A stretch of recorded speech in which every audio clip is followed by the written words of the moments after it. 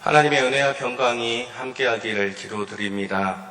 오늘도 예배 가운데 말씀 가운데 임하시는 주님을 만나고 주님의 그 크신 은혜로 한 주간도 행복이 가득하길 기도합니다. 비록 주님의 전에 모여 예배드리지 못하나 지금 이 시간 흩어져서 영상으로 예배를 드리는 우리 성도님들의 가정에도 주님의 임재와 은혜가 가득하기를 기도드립니다. 우리 옆에 계신 분과 인사 나누겠습니다. 사랑합니다. 축복합니다.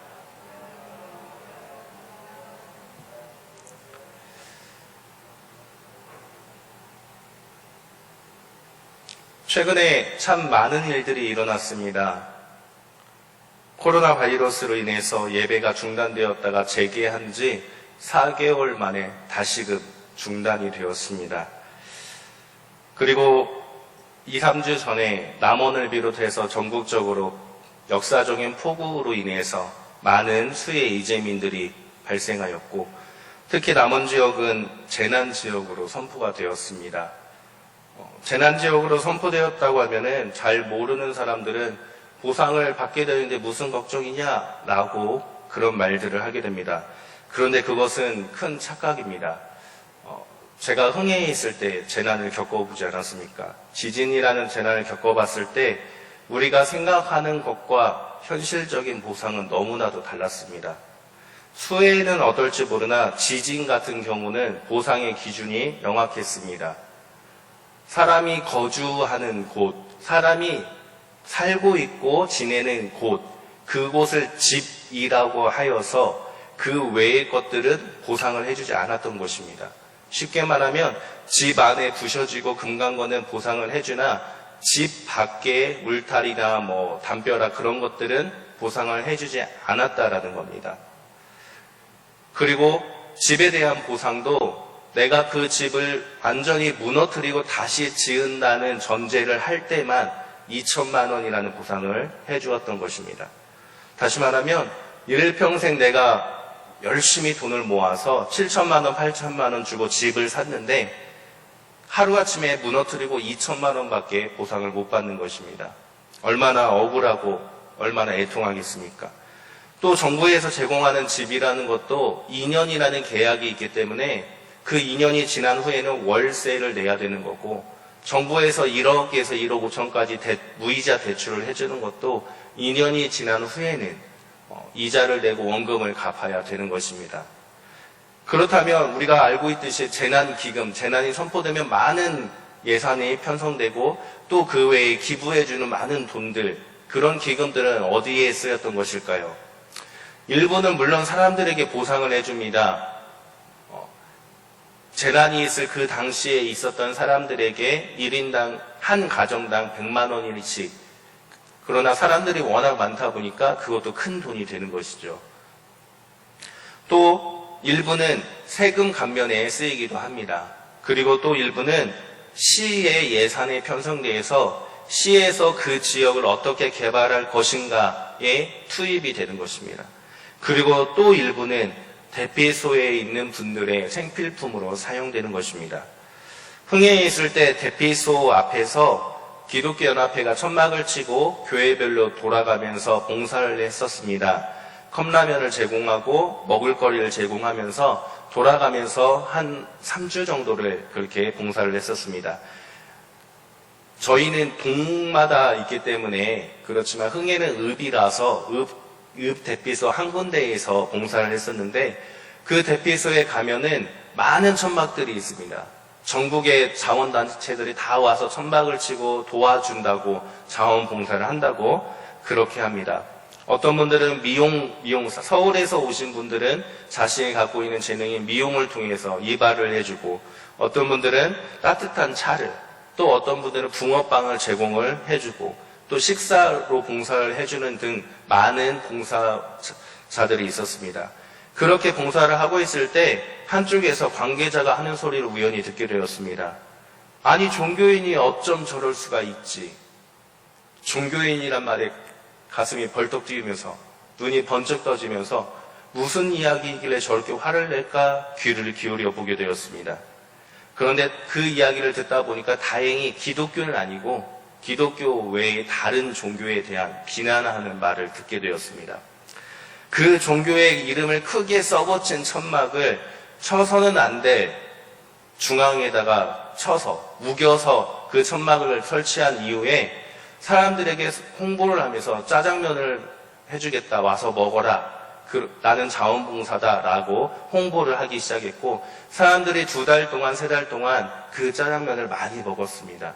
그런데 알고 보니까 말이 자원봉사지 한 그릇당 5,000원씩의 이득을 남겼던 것입니다.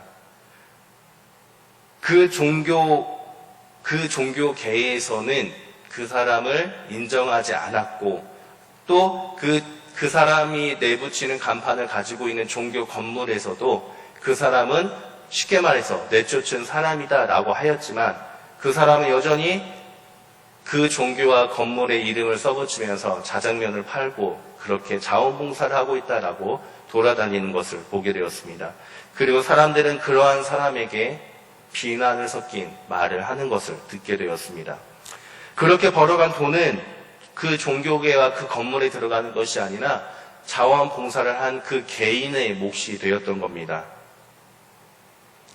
이러한 비난을 들으면서 말 그대로 자원봉사만 한 것이구나 라는 생각을 해봤습니다.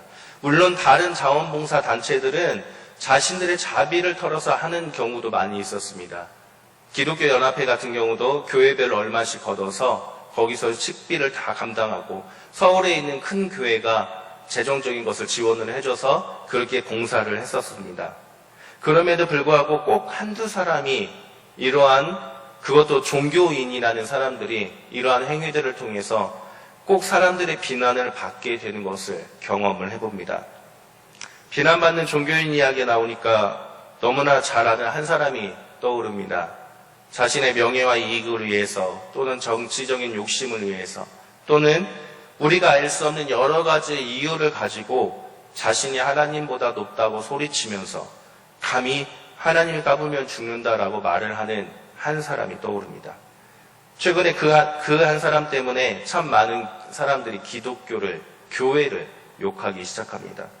정부에서 하지 말라는 집회를 강행하고 확진자가 되니까 오히려 정부가 감염시켰다라는 유언비어를 퍼뜨리고, 정부 방역 체계를 비판하면서 적반하장도 유분수인 이 한 사람, 이 사람과 이 사람을 지지하는 사람들로 인해서 많은 사람들이 고통을 받고 있습니다. 피해를 보고 있습니다. 전국적으로 코로나가 확산되고 있고, 또 우리 자녀들은 학교 등교를 제한한다라는 문자를 부모님들에게 받게 되었고, 어린이집은 휴원을 하게 되었습니다. 이로 인해서 우리들의 아이들을 맡길 수 없는 맞벌이 부부들은 어떻게 해야 하나 고민을 하고 그 고통 가운데 있으며 코로나 감염에 두려워하고 있습니다. 감염된 몇몇 사람들은 선별진료소를 찾아가서 그 직원들을 껴안거나 그 직원들에게 침을 뱉으면서 일부러 감염을 시키는 행위들을 하고 있습니다. 그래서 정부는 교회들에 대해서 예배를 비대면으로 행하라고 행정명령을 하달아 했습니다. 그럼에도 불구하고 이 사람들은 오히려 교회를 차별한다라는 명목으로 더 외치고 더 예배를 강행하고 있는 것이 지금 우리들의 현실입니다. 이로 인해서 많은 가게들은 교회 다니는 사람은 출입하지 말아주세요 라는 글귀를 써붙이고 교회 다니는 사람들에 대해서 비난을 하고 있습니다. 많은 사람들은 신천지보다 못한 종교 기독교라는 말을 인터넷에서 해대고 있습니다. 이 얼마나 창피한 일입니까? 이 얼마나 부끄럽고 또 우리 입장에서는 얼마나 억울한 일입니까? 최근에 이러한 일들을 경험하면서, 그리고 흥해에 있을 때의 그 사건들을 경험하면서 생각해 보면서 자신의 이득을 취하는 사람, 이런 일들을 겪으며 세상 사람들이 말하는 그 비난의 소리를 듣고 있자면 나는 과연 어떤 사람인가? 나도 그 사람들과 똑같을까라는 생각을 해보게 됩니다. 나는 과연 어떤 사람인가? 나도 나중에는 저렇게 자신의 이익과 명예를 위해서 저런 막말을 해대며 살아갈까? 나는 이 세상 사람들에게 어떤 모습으로 과연 비춰주고 있을까? 우리 교회는 이 지역에서 115년의 역사를 갖고 있지만 지역 사람들은 우리 교회를 어떻게 생각하고 있을까? 기독교라 불리는 우리들은 과연 세상 사람들에게 어떠한 모습으로 비춰지고 있을까에 대해서 생각을 해보게 되었습니다. 사랑하는 성도님들, 너무나도 슬프고 가슴 아픈 일이 아닙니까?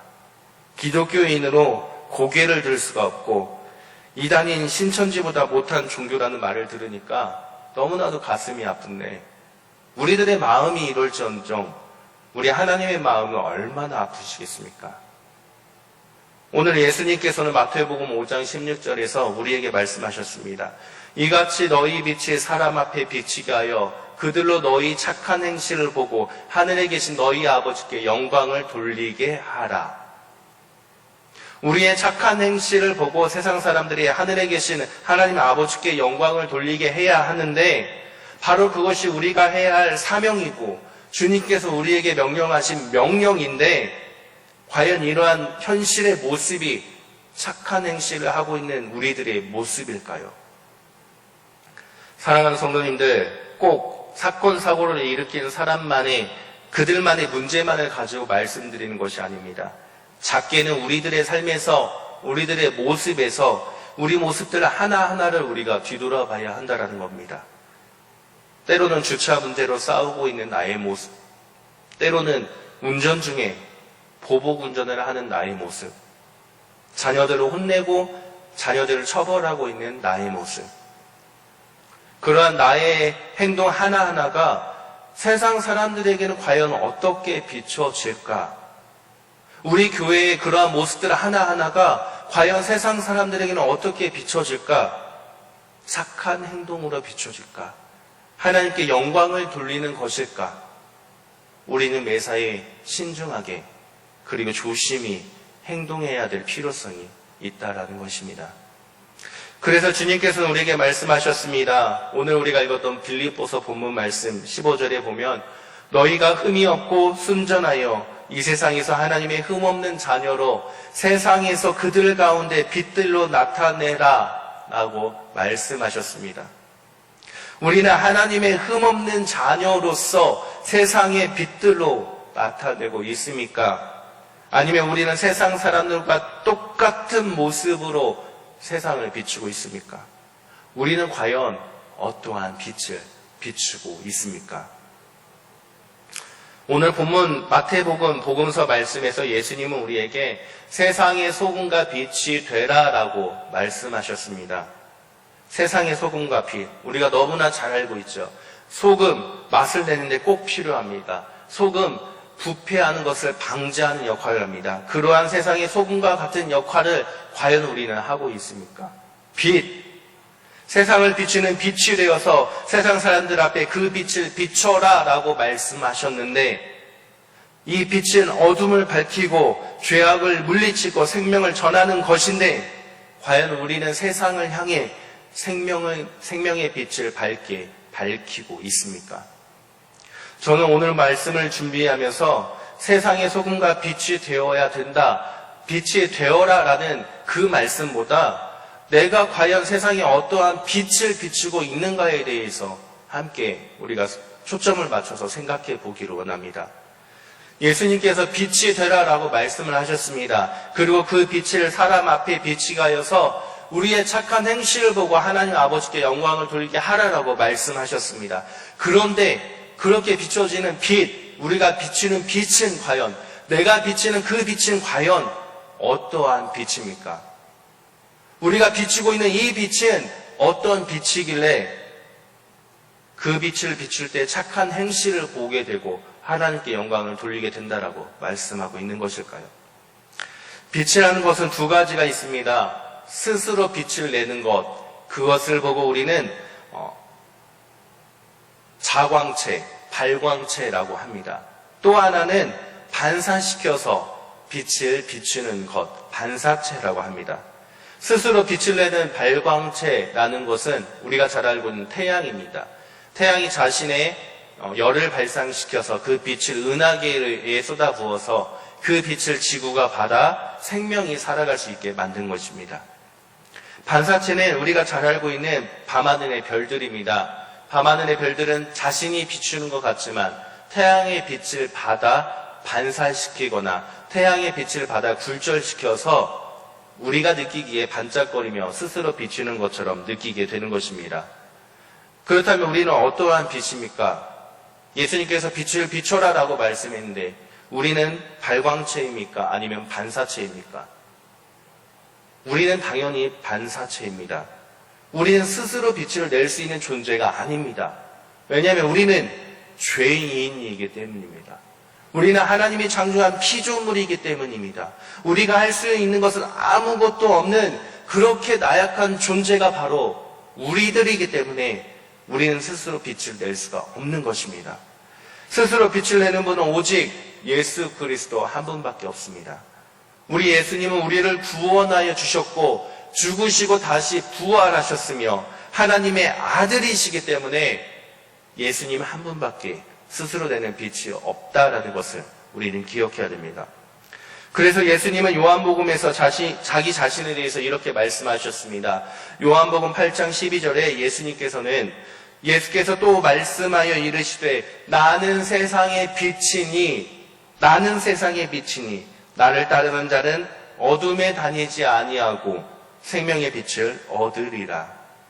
예수님이 자기 자신을 소개할 때 나는 세상의 빛이다 라고 소개하셨습니다.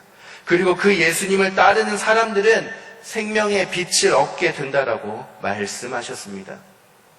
예수님이 빛을 비추는 빛이시고 우리가 그 예수님을 따라갈 때 우리가 그 빛을 받아서 예수님의 빛을 받아서 반사시켜 굴절시켜 세상에 비추는 그러한 빛이 되라 라는 것이 예수님이 하신 말씀이라는 뜻입니다. 그렇기 때문에 우리가 비춰야 할 빛은 우리가 반사시켜야 할 빛은 우리에게 유일한 생명 되신 예수 그리스도 오직 그 빛만을 비춰야만 한다는 겁니다. 내가 나의 빛을 비추기 위해서 노력하는 것이 아니라 오직 나에게 빛을 비추시는 생명의 빛 되신 예수 그리스도만을 내가 받아서 그 예수 그리스도 자체만을 세상에 비추는 존재가 되어야 한다는 겁니다. 우리 예수님께서는 그러한 빛이 되라고 우리에게 말씀하신 것입니다. 그렇다면 어떻게 하는 것이 예수님의 생명의 빛을 비추는 것일까요? 우리가 어떻게 하는 것이 이 세상 사람들에게 예수님의 생명의 빛을 그대로 반사시켜서 세상 사람들이 하나님께 영광을 돌리게 만드는 것일까요? 첫째로 우리는 예수님을 따라야 합니다. 앞서 요한복음 8장에 말씀드렸듯이 세상의 빛이신 예수님, 그 예수님을 따르는 자, 그러한 사람이 생명의 빛을 얻게 된다라고 말씀하셨습니다. 우리가 예수님을 따라갈 때, 따라간다라는 것은 뒤따라가는 것이 아니라 예수님이 사신 그 삶 그 자체를 그대로 살아갈 때 그때 생명의 빛이 우리를 통해서 세상에 비춰지게 된다라고 주님께서는 말씀하셨습니다. 예수님을 따르는 삶, 마태복음 16장에서 예수님은 제자들에게 이르시되 누구든지 나를 따라오려거든 자기를 부인하고 자기 십자가를 지고 나를 따를 것입니다 라고 따르는 방법에 대해서도 우리에게 자세하게 설명해 주셨습니다. 자기를 부인하고 십자가를 지는 사람만이 따를 수 있다는 겁니다. 자기를 부인한다는 것은 내가 내 인생의 내 삶의 주인이 아니라는 것을 말하는 것인데 이재철 목사님은 여기서 내가 내 삶의 주인이 아니다라고 부정하는 것이 아니라 그 삶을 살 수 있는 건 예수님 한 분밖에 없기 때문에 자기를 부인하는 사람이라는 것은 하나님의 전능함을 내 삶에서 인정하는 사람이다라고 그렇게 풀이하셨습니다. 즉, 내 삶에서 내가 주인이 아니라 하나님이 내 삶에서 행하시는 것을 인정하며 나의 십자가, 내 것을 다 내려놓고 그렇게 주님을 따라가는 사람이 생명의 빛을 얻게 되는 사람임을 기억하시길 바랍니다. 내 삶에서 하나님을 인정하고 내가 원하는 것을 내려놓고 오직 예수 그리스도께서 가신 그 삶을 따라서 살아가는 삶을 살고자 노력할 때 예수님의 생명의 빛이 나를 통해서 세상에 밝게 비춰짐을 믿으시기를 바랍니다. 그리고 그러한 빛 되시는 성도님들 되시기를 주님의 이름으로 축원합니다. 예수님의 생명의 빛을 비추기 위해서 두 번째로 우리가 할 수 있는 것은 바로 하나님의 다스림을 받아야 한다라는 겁니다. 오늘 마태복음 말씀은 이 마태복음 말씀, 세상의 빛과 소금이 되라는 말씀 이전의 말씀은 우리가 너무나 잘 알고 있는 팔복에 대한 말씀입니다. 예수님께서 팔복에 대해서 설명하신 이 팔복의 초점은 이런 사람이 복이 있다, 복을 받아라, 그것이 아니라 각자의 상황이 어려운 가운데 있지만 그 모든 사람들이 하나님을 인정하고 하나님의 다스림을 받을 때 그 사람들은 복이 있는 것이고 그 복은 다름 아니라 하나님 나라의 삶을 맛보는 축복이다라고 주님께서는 팔복에 대해서 그렇게 말씀을 하신 것입니다. 그리고 이어서 예수님은 세상의 소금과 빛이 되어라라고 말씀을 하신 것입니다.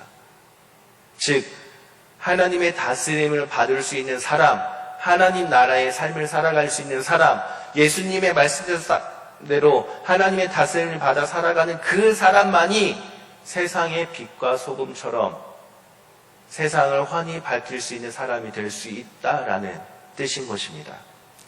오직 생명 되신 예수 그리스도 그 빛을 따라가는 사람, 우리의 모든 욕망과 욕심을 내려놓고 오직 하나님을 인정하면서 하나님의 다스림을 받아 살아가는 사람, 그 사람이 예수님을 따르는 사람이고 그 사람이 예수님의 생명의 빛을 반사시켜 세상의 생명을 전하는 사람이며 그 사람을 통해서 우리 하나님께서 영광을 받으시게 된다라고 우리 주님께서는 말씀하셨습니다. 사랑하는 성도님들, 빛을 비춘다라고 해서 모두가 다 똑같은 빛을 비추는 것은 아닙니다. 우리는 반사체라는 것을 기억해야 됩니다. 빛을 비춘다고 해서 예수님의 빛만을 반사시켜 비춰야지 거기에 나의 욕심과 나의 명예가 들어가는 순간 생명의 빛을 전하는 것이 아니라 세상 사람들을 욕되게 하고 세상 사람들에게 고통을 주는 빛을 비추게 된다는 것입니다. 그렇기 때문에 우리는 오직 예수 그리스도, 우리의 생명 되신 그 예수님의 생명의 빛만을 비추는 존재가 되어야 한다라고 주님께서 우리에게 말씀하신 것입니다. 나에게 투영된 빛, 그 빛은 세상 사람들에게 비춰서 세상 사람들이 그 빛을 받았을 때 착한 행실이다라고 깨닫는 순간 하나님께 영광을 돌릴 수가 있다라는 겁니다. 바꿔 말하면 우리가 비추는 빛이 예수님의 생명의 빛이 아니라 거기에 나의 욕심과 나의 명예와 나의 것을 추가하여 반사시킨다면 세상 사람들이 그 빛을 비춰 받았을 때 착한 행실이 아니라 고통을 받게 되고 욕을 하게 되고 비난을 하게 되기 때문에 우리는 예수님의 생명의 빛만을 비춰야 한다는 겁니다. 우리가 예수 그리스도의 생명을 빛을 비춘다면 조금 전에 말씀드린 그 말은 세상 사람들에게 선한 영향력을 끼치고 세상 사람들에게 덕스러움을 끼쳐야 하는 삶을 살아야 한다는 겁니다.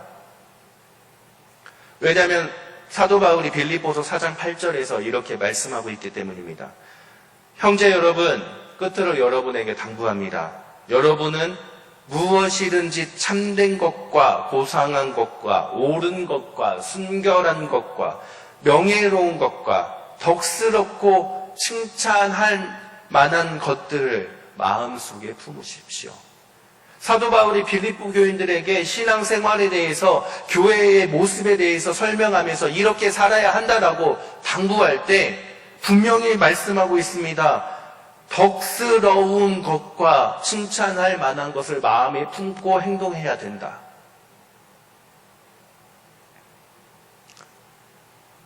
사랑하는 성도님들, 지금 앞에서 말씀드린 우리들의 현실 속에서 과연 교회를 다닌다고 하나님을 믿는다고 하는 사람들은 덕스러움을 전하고 있습니까? 칭찬할 만한 일들을 전하고 있습니까? 그렇지 못한 이유는 자신을 나타내기 위해서입니다. 오직 예수 그리스도의 생명의 빛만을 비춰야 되는데 예수 그리스도의 생명의 빛을 그대로 받아서 그대로 반사시켜야 하는데 그렇지 못하기 때문에 세상 사람들이 고통을 받는 것이고 세상 사람들에게 독스러움을 끼치지 못하는 것입니다. 그렇기 때문에 우리는 오직 우리의 마음과 우리의 행동은 오직 예수 그리스도를 따라 삶으로써 예수 그리스도의 생명의 빛만을 비추시기를 주님의 이름으로 축원합니다. 하나님의 다스림을 받아서 주님을 따라가는 그 삶 자체가 세상 사람들에게 착한 행실로 바라보고 칭찬하여서 하나님께 영광을 돌리는 성도님들 되시길 주님의 이름으로 축원합니다. 오늘 우리에게 주신 말씀처럼 주님의 다스림을 받아 나의 빛이 아닌 오직 예수 그리스도의 빛만을 이 세상 가운데 비추는 성도님들 되시기를 주님의 이름으로 축원합니다. 기도합니다. 하나님 감사합니다. 오늘도 말씀을 통해서 우리들의 모습을 깨닫게 됩니다. 우리가 나를 비추는 것이 아니라 오직 이 세상에 예수 그리스도만을 비추는 참된 빛이 되게 하여 주옵소서. 예수 그리스도의 그 생명의 빛만을 반사시켜서 세상을 밝히 비추는 우리 모두가 되게 하여 주옵소서. 예수 그리스도의 이름으로 기도드립니다. 아멘.